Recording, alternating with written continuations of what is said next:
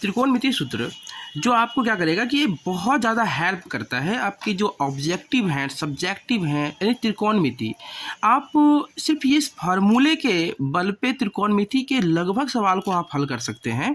देखते हैं ये फार्मूला इतना आसान है कि हर बच्चे की जुबान पर ये बैठ सकता है, क्योंकि साइन, कॉस, टैन, कॉसेक, सेक, कॉट, ये 6 जो है वो त्रिकोणमिति के अनुप्रयोग हैं। इसके अकॉर्डिंग आप देखेंगे कि इस सभी के कुछ ना कुछ जो होते हैं मान होते हैं। जैसे कि साइन को हम लिखते हैं क्या कि लंब बटे का कर्ण लिखते हैं, है ना। ये लंब बटे का कर्ण कैसे आया, तो आप एक शॉर्ट ट्रिक से याद कर सकते हैं। जैसे कि साइन, कॉस, टैन। टैन के अपोजिट कॉट होता है, कॉस के अपोजिट सेक होता है और साइन के अपोजिट कॉसेक होता है, जो आप यहाँ पर भी देख रहे होंगे। आपकी सुविधा के लिए मैंने लिखा यहाँ पे साइन का कॉसेक भी, कॉस का सेक भी और टैन का कॉट भी। एक हिंदी में है छोटा सा शब्द है जो बोलते हैं लाल कक्का। किसी का काका का नाम होता है ना लाल, तो लाल कक्का। या फिर आप इंग्लिश वाले बच्चे हो तो आप याद रखोगे PBP, पंडित बद्री प्रसाद हर हर बोल। अगर आप देशभक्त वाले इंसान हो तो फिर बोलोगे पाकिस्तान भूखा प्यासा, हिंदुस्तान हरा भरा। आप जैसे याद रखो, ये दोनों ही मेथड आपको याद करने का तरीका बताता है। आप चलते हैं साइन पे, तो साइन क्या है, ल और क है, तो ल से लम होता है, क से कर्ण होता है, और लम को परपेंडिकुलर डिनोट करते हैं P से, और कर्ण मतलब हाइपोटेनस जो कि डिनोट होता है H से, ठीक ना। उसी प्रकार से कॉस हमारा होता है आधार बटे का कर्ण, आधार बटे का कर्ण। तो आधार बटे का कर्ण, आधार बटे का हमारा कर्ण है।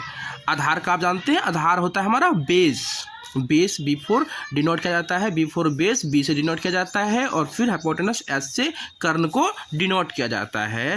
टैन हमारा लम, ल और आ है, तो लम बटे आधार है ना, लम बटे आधार। इतना आसान है। अगर आपको यह 3 याद हो गया तो बाकी का 3 आपको याद करना ही नहीं पड़ेगा, क्योंकि यहाँ पे देखिए P लिख देते हैं और फिर B, क्योंकि आप जानते हैं कि साइन के अपोजिट कॉसेक होता है, तो आसानी से आप लिख सकते हो कर्ण को ऊपर, यानी कि कर्ण बटे का लम, आराम से लिख सकते हो ना, कर्ण बटे का लम। कर्ण को S से डिनोट करते हैं, लम को P से डिनोट करते हैं। एक ये हो गया। अगर आपको कॉस का याद है कि आधार बटे कर्ण होता है, तो जस्ट अपोजिट सेक होता है, तो अपोजिट मतलब उल्टा हो जाएगा, तो यहाँ पर कर्ण बटे का आधार हो जाएगा। Very simple.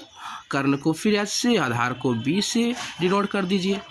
कॉट है तो कॉट हमारा टैन के अपोजिट होते हैं, तो टैन के जस्ट अपोजिट लम बटे आधार, अर्थात आधार बटे का ये हमारा लम हो जाएगा। आधार B से डिनोट, लम P से डिनोट। चलिए, एक तो ये फार्मूला बन गया। एक सबसे महत्वपूर्ण फार्मूला जो आपको 8.4 में ज़्यादा यूज आता है कि साइन को हम 1/कॉसेक लिख सकते हैं कि नहीं, बिल्कुल लिख सकते हैं। उसके बाद कॉसेक को, अगर हम साइन को 1/कॉसेक, तो कॉसेक को 1/साइन तो लिख सकते हैं ना, बिल्कुल लिख सकते हैं। उसके बाद कॉस को हम 1/सेक लिख सकते हैं, नहीं लिख सकते हैं, बिल्कुल लिख सकते हैं।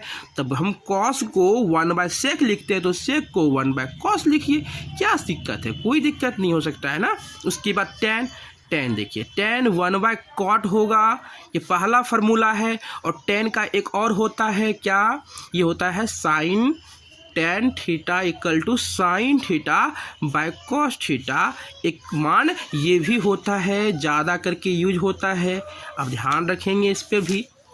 कॉट जबकि टैन का हम 1/कॉट लिखे हैं, तो ये कॉट का हम 1/10 लिखेंगे। क्या लिखेंगे, 1/10 थीटा लिखेंगे। इस प्रकार से कॉट का एक फार्मूला और होता है। टैन का क्या हुआ, टैन का हुआ साइन बाय कॉस, तो टैन किसका उल्टा है, कॉट का, तो कॉट क्या हो जाएगा, cos by sine, cos theta by sine theta हो जाएगा। Very simple. अब देखिए, ये आपको 8.3 में काम आता है। जब आपके साइन थीटा का वैल्यू को इस प्रकार से डिनोट करना होता है कि साइन थीटा इंटू 90 माइनस का theta equal to cos theta, ठीक ना। ये फॉर्मूला लिखेंगे कॉट इंटू का 90 minus theta equal to tan theta, cos into 90 minus का theta equal to sine theta, cosec into 90 minus theta equal to sec theta, और tan theta into tan theta नहीं होगा, 10 into 90 minus का theta equal to cot theta, sec into 90 minus का theta equal to cosec theta. आप यहाँ पर देखेंगे कि टेबल जो है ये ज़्यादा इम्पॉर्टेंट है। आपके इस एग्ज़ाम में बहुत सारे ऑब्जेक्टिव पूछे जाते हैं। मैं बच्चे से यही कहूँगा कि आप एग्ज़ाम के समय में, क्योंकि थोड़ा सा आप डिस्टर्ब हो जाते हैं, प्रेशर में आते हैं कि फर्स्ट एग्ज़ाम होता है, तो आप कहीं इसके मान में गलती ना कर दें, इसलिए मुश्किल से 2 मिनट लगेगा। आप इस 2 मिनट में इस पूरे टेबल को एक रफ पेज में लिख लेंगे जो कॉपी के पीछे होगा एग्ज़ाम हॉल में। साइन का 0 का वैल्यू 0 होता है, कोई नहीं, 0 से बड़ा 1/2 होता है, और 1/2 से बड़ा 1/√2 होता है, और 1/√2 से बड़ा √3/2 होता है, और इससे बड़ा 1 होता है। Just imagine. अब साइन जो है इस प्रकार से लिखे जो बढ़ते क्रम में गया, अब यहाँ से इसको उल्टा लिखेंगे कॉस का, तो ये घटते क्रम में चल जाएगा, 1√3/2, 1/√2, 1/2, और ये 0। अब 10 बताइए, 10 यहाँ पे क्या लिखे हैं हम कि sine theta by cos theta, तो sine theta by cos theta होता है, तो sine theta by cos theta, तो 1/0 मतलब कि 0। उसके बाद ये 2 और ये 2 कट जाएगा तो 1/√3, उसके बाद ये कट जाएगा तो 1, और ये और 2 कट जाएगा तो √3, और ये हो जाएगा अपरिभाषित। ध्यान रखेंगे, अगर ऊपर हो 0 तो ये इसका वैल्यू होता है 0, अगर नीचे हो 0 तो ये तो बोलते हैं अपरिभाषित, अनफिनिटिव बोलते हैं, क्योंकि नीचे 0 कभी नहीं हो सकता है। इसलिए आप पढ़ते होंगे परिमेय और परिमेय में कि परिमेय क्या होता है, p/q होता है, बट लिखते क्या है, q not cross equal to 0, q कभी 0 नहीं हो सकता है। इसलिए अगर देखिए नीचे 0 आ गया तो इसे बोलते हैं अपरिभाषित, और ऊपर 0 आएगा तो ऊपर 0 लिख देंगे। कॉट क्या होगा, 10 का अपोजिट होगा, वेरी सिंपल, इन्फिनेटिव इन्फिनेटिव, √3 √3, 1 1, 1/√3 1/√3, और ये 0 तो 0, वेरी सिंपल।